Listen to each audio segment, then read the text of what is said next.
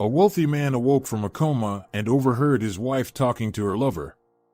She was discussing taking all the inheritance after his death, and Nathan Blackwood woke to the soft sound of his smartphone's alarm in the grand master bedroom of his Boston mansion.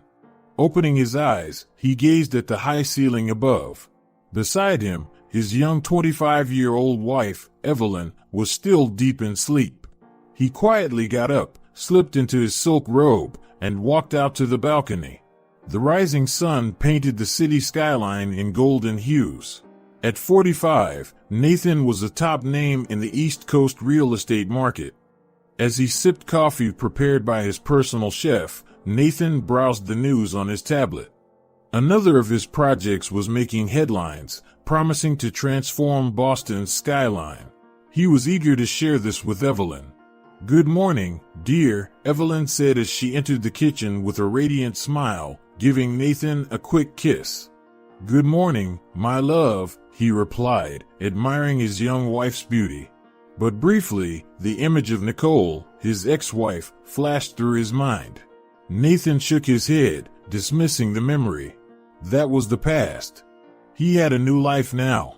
Later, in his penthouse office, Nathan found himself staring at a photo on his desk of him, Nicole, and their children, Emily and Matthew, from a beach trip years ago. They all looked happy. Guilt pricked him as he remembered leaving it all behind for Evelyn. His phone rang, breaking his thoughts. It was his assistant, about an urgent last-minute meeting. "Evelyn, dear," Nathan called out, "I need to leave for an urgent meeting." Evelyn appeared at the door, her face showing slight irritation. "But Nathan, you promised we'd spend the day together." I know. But this is really important."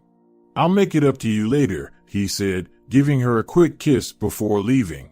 In the elevator, Nathan couldn't help but notice how distant Evelyn had seemed lately. Was the shine of their new marriage fading? He got into his luxury sports car. Driving through Boston, Nathan reflected on his life. He had everything he wanted: success, money, a beautiful wife. So why did he sometimes feel so empty? His phone rang again. It was Emily. Nathan hesitated, then decided to ignore the call. He didn't know what to say after so long. Arriving at the meeting, he parked and took a deep breath. It was time to focus on business. That's how he built his empire. But as he walked towards the building, he couldn't shake the feeling that maybe, just maybe, his empire was built on sand. Nathan rushed out of the building after the meeting. The sun was setting, painting Boston's sky in shades of orange and pink. He glanced at his watch and muttered a curse under his breath. He was late for dinner with Evelyn. As he drove through the busy city streets, his phone rang. It was Evelyn. Nathan hesitated, then answered on speaker. "Hi, dear," he tried to sound cheerful. "Where are you, Nathan?" Evelyn's voice was cold and irritated. "Dinner is getting cold." "Sorry, love. The meeting ran longer than expected." "I'm on my way." "You're always on your way, Nathan," Evelyn sighed. "Sometimes I wonder if you really want to be at home." Her words hit him like a punch in the stomach. "Evelyn, that's not fair. You know how hard I work to give us the life we have." "The life you think I want, you mean," she retorted. "Maybe I just want a husband who is present." The argument escalated as Nathan drove faster, his frustration mirroring the pressure on the accelerator. "Look, let's talk when I get home, okay?" he said, trying to end the argument. "Sure, if you get home," Evelyn replied bitterly before hanging up. Nathan tossed his phone onto the passenger seat, anger bubbling inside him. Why couldn't she understand? He was doing all this for them, for their future. Lost in his turbulent thoughts, Nathan didn't notice the red light ahead. When he finally did, it was too late. He slammed on the brakes, but the car skidded on the wet pavement. Time seemed to slow down. Nathan saw the truck approaching from the right, heard the blaring horn, felt the violent impact that shook his entire body. The world spun around him. Metal twisted, glass shattered. Nathan felt a sharp pain in his head before everything went dark. Sirens. distant voices, flashing lights. Nathan floated in a sea of fragmented consciousness. Sir? Sir, can you hear me? A female voice tried to reach him through the fog. Nathan tried to respond, but no sound came out. He couldn't move, couldn't open his eyes. Panic began to set in. He's losing a lot of blood. Another voice, more urgent. Blood pressure dropping. We need to get him to the hospital now. Nathan felt himself being moved, lifted. The pain was unbearable. He wanted to scream, but his body wouldn't respond. In the depths of his mind, images began to flash. Evelyn, Nicole, Emily, Matthew, his parents. His entire life passing before his closed eyes. Hang in there, sir. We're almost at the hospital. Hospital. The word echoed in his mind. Was he going to die? There was so much he still wanted to do, so much he needed to fix. The sirens grew louder, closer. Nathan felt the vehicle stop abruptly. More movement. More voices. Male, 45 years old, collision victim. Severe cranial trauma, possible internal injuries. The voices blended, growing more distant. Nathan struggled to cling to consciousness, but he was losing the battle. The last thing he heard before plunging into total darkness was a doctor's voice. Prepare the surgery room. It's a race against time. Then, silence.